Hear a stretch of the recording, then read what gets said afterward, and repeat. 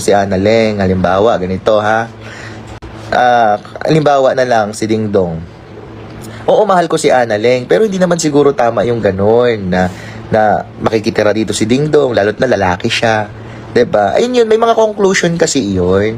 May mga definition at conclusion yun na hindi naman din, syempre si Annalyn kagustuhan niya na dito tumira si Dingdong. O, dito siya, magiging masaya siya. Eh, ang tanong, masaya ba yung tao, si Dingdong? O, kasi syempre, especially, halimbawa, ganito. Ganito gusto ni Annalyn tumira dito si Dingdong. O magsama sila, okay sila, mag-anak sila, maganyan. Masaya si Annalyn kasi komportable. Si Dingdong ba komportable?